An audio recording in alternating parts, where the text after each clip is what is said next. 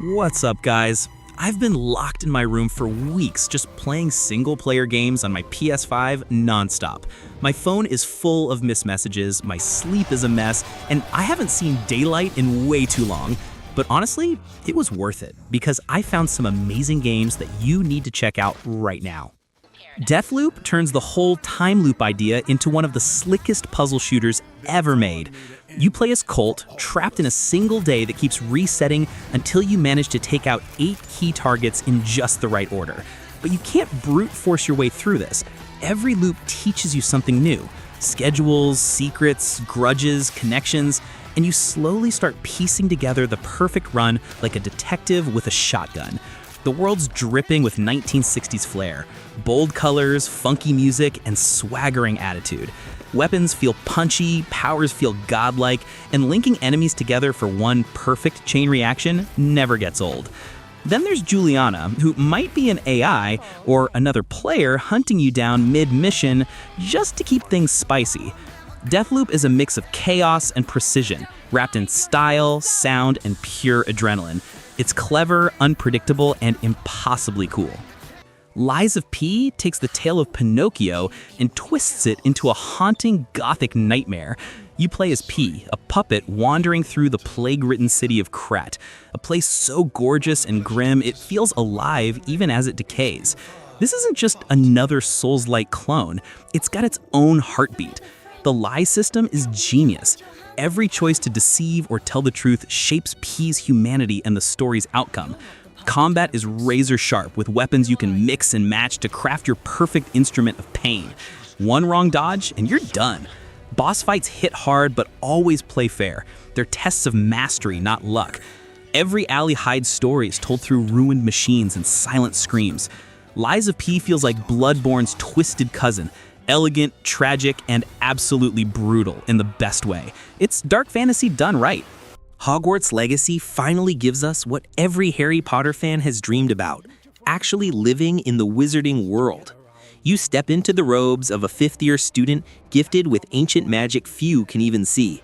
From the first sorting ceremony to your first duel, the sense of discovery never stops. Combat flows beautifully. Chaining spells, levitating enemies, or hurling fire across the Great Hall feels both cinematic and strategic. Hogwarts itself steals the show. Every corridor hides secrets, every classroom hums with life, and every ghostly whisper tempts you to explore. The characters around you, from Sebastian's moral descent to Poppy's creature crusade, make the world feel human and connected. Between rescuing nifflers and tending to magical plants in your room of requirement, you realize this isn't just fan service. It's a living, breathing RPG that captures the magic of belonging at Hogwarts. Returnal throws you onto a hostile alien planet and dares you to survive the loop. You're Celine, a stranded astronaut who dies, wakes up, and remembers every horrifying second. The cycle is brutal. Every death hurts, but every run teaches you something new. The combat? Lightning fast and brutally tight. Guns hum with alien energy, and every weapon feels distinct, dangerous, and oddly alive. Thanks to the DualSense controller, you can feel the rain, the pulse, the tension. It's immersive beyond words. But what really crawls under your skin is the story. Returnal isn't just sci-fi, it's psychological horror dressed in cosmic mystery. Each run reveals fragments of Celine's mind, logs, echoes, visions, until you start questioning what's real. The house sequences? Pure nightmare fuel. It's punishing, yes, but every victory feels earned. Returnal is equal parts agony, obsession, and transcendence, a masterpiece of madness. Horizon Forbidden West takes everything that made Zero Dawn unforgettable and dials it up to 11. Guerrilla Games basically said, what if robot dinosaurs were even scarier, and somehow made that sound elegant. The world is enormous, bursting with life, every inch packed with something worth exploring. Aloy's grown a lot too. You can feel the weight she carries as humanity's last hope. The performances are stellar.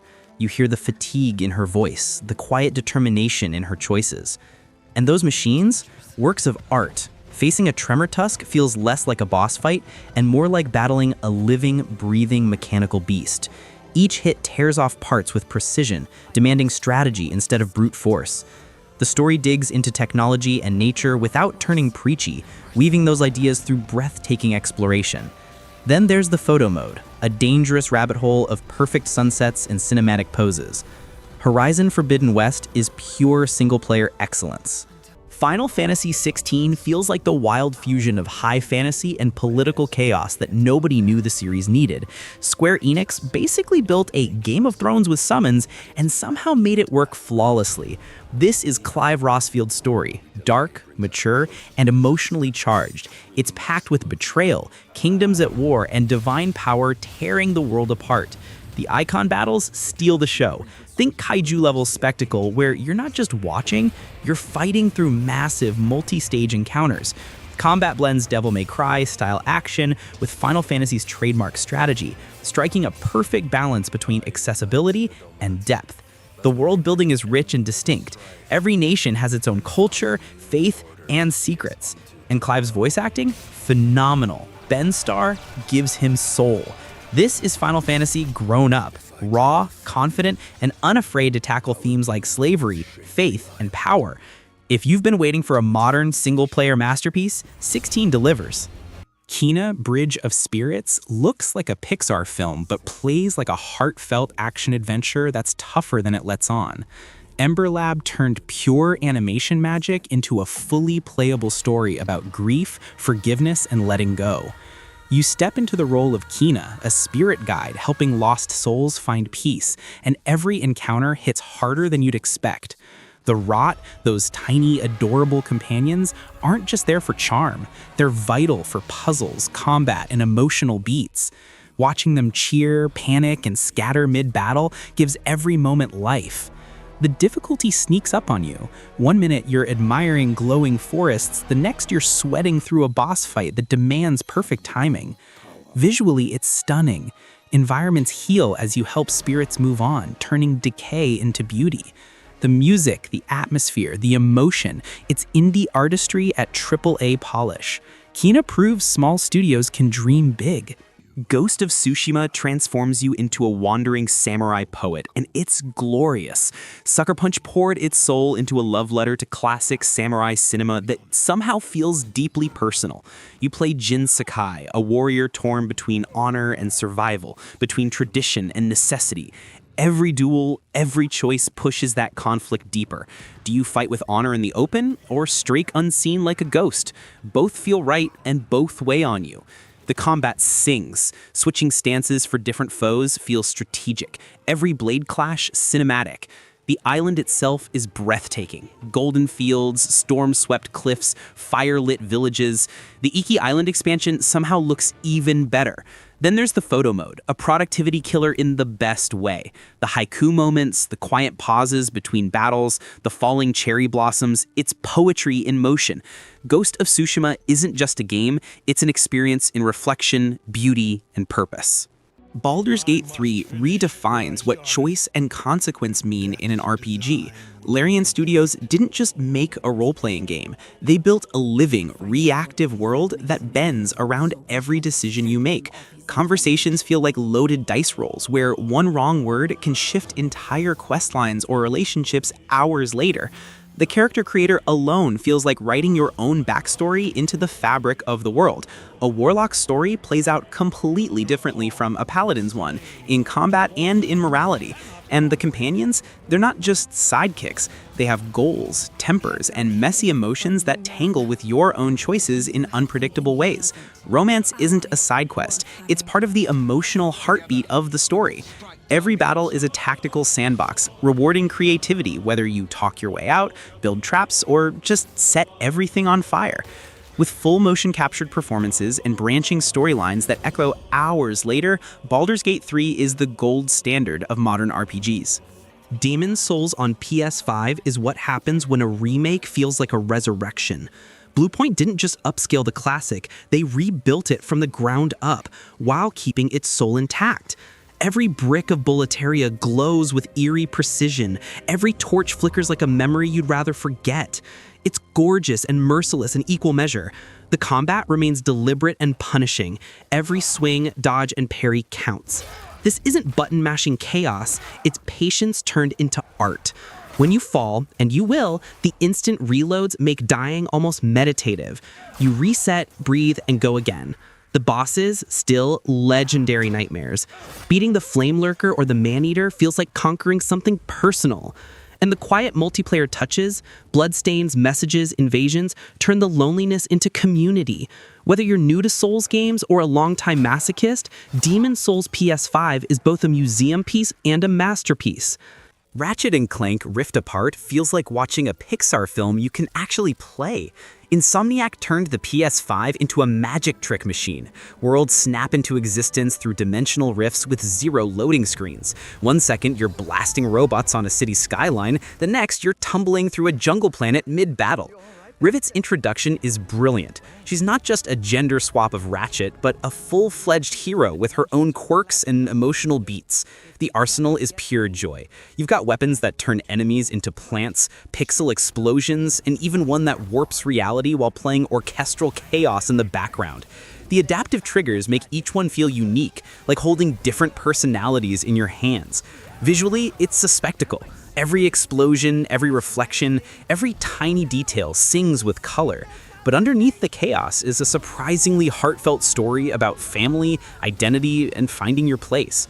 Rift Apart isn't just a showpiece, it's a celebration of fun.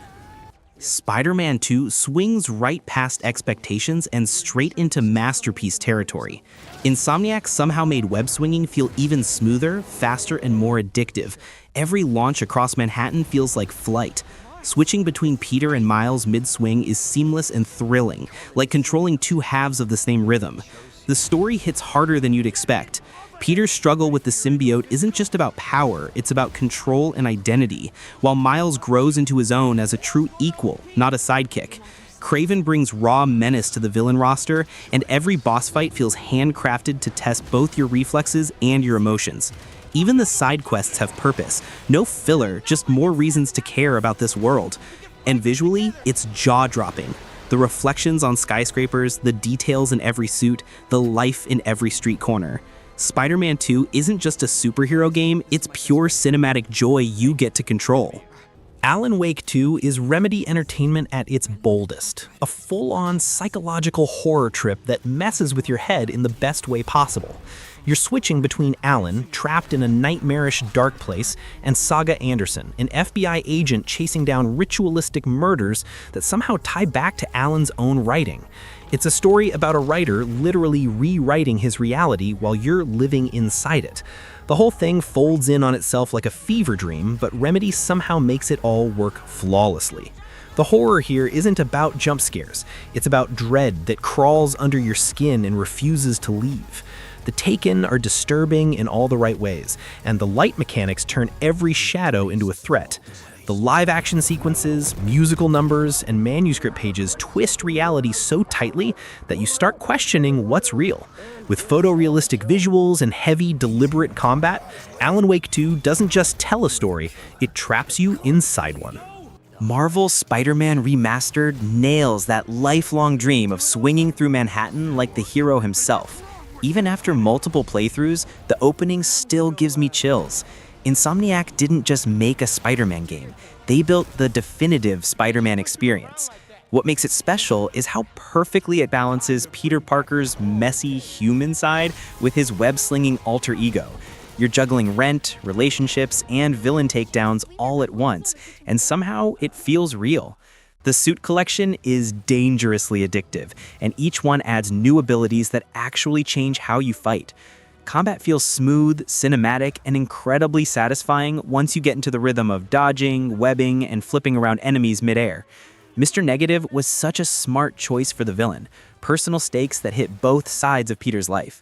Add in meaningful side missions, heartfelt collectibles, and the stunning PS5 visuals, and you've got the ultimate superhero fantasy brought to life. The Last of Us Part 1 isn't just a remaster. It's a total reimagining that makes an already iconic story hit even harder. Naughty Dog rebuilt everything from the ground up, and it shows. The facial animations are hauntingly lifelike. You can read Joel's guilt and Ellie's wonder without a single word. The world feels heavier, richer, and more tragic. Every corner of those ruined cities tells a story. A family photo, a child's drawing, a half-packed suitcase, it all adds to the heartbreak. The infected are more terrifying than ever, especially with 3D audio putting those clicks right behind your ear. Gameplay feels smoother and more modern, but the tension remains exactly as sharp. Every bullet matters. Every stealth section feels like a last stand. And through it all, the relationship between Joel and Ellie remains the emotional core. A bond so raw and human, it still defines what storytelling in games can be. Death Stranding director's cut turns weird into something beautiful. Hideo Kojima basically said, let's make a game about loneliness, connection, and the quiet power of helping strangers, and somehow made it one of the most emotional experiences out there. You play as Sam, a lone delivery man trudging across a fractured, post-apocalyptic America where invisible ghosts called BTs lurk and timefall rain literally ages everything it touches. It sounds insane, but somehow it works, and walking across these empty landscapes becomes almost meditative. The online mechanics are pure genius. Other players can leave ropes, ladders, and bridges in your world, and stumbling upon one when you're about to give up, that's real magic. The director's cut piles on new content, weapons, areas, even a racing mode that weirdly fits. Norman Reedus delivers an incredibly grounded performance, while Mads Mikkelsen is hauntingly brilliant. It's strange, soulful, and unforgettable, a one-of-a-kind journey that sticks with you. God of War Ragnarök proves that lightning can strike twice, and hit even harder the second time. The 2018 reboot felt untouchable, but this one somehow outdoes it without losing what made it special. Kratos and Atreus' relationship has evolved. It's not just a father protecting his son anymore, it's a teenager pushing back against fate while his dad struggles to let go. The emotional depth hits just as hard as the combat, and that combat, even better. Every axe throw, every parry, every shield bash feels impossibly satisfying. Boss fights are massive, cinematic, and drenched in Norse mythology that builds to an ending you'll want to experience blind. The visuals, unreal. The facial animations alone could win awards. My PS5 practically flexed the whole time. Santa Monica Studio managed to make Kratos more human without softening his edge, and that's the real triumph. Ragnarök isn't just a sequel, it's a masterpiece. Assassin's Creed Mirage takes the series back to where it all began, and it feels incredible.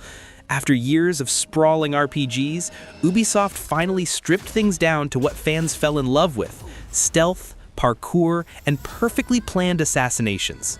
You play as Basim in 9th century Baghdad, a city that feels truly alive. Crowded markets, debating scholars, watchful guards. The parkour system is smooth again. Leaping across rooftops feels intuitive and free. Stealth is once more the heart of the game, blending in, tailing targets, and striking from the shadows. Each mission plays like a puzzle, where patience and precision matter more than brute force. The story is tight and personal, following Basim's transformation from street thief to master assassin. No endless side fluff, just focused storytelling and strong character moments. It's a love letter to the original trilogy, proof that sometimes the best move forward is a step back to your roots. And that's the list. 18 single-player games that made my PS5 feel like the best decision I've ever made. I planned to just check a few for this video, but of course I ended up playing most of them all over again. Time well spent, honestly. If you like this one, drop a like, subscribe for more, and I'll catch you in the next video.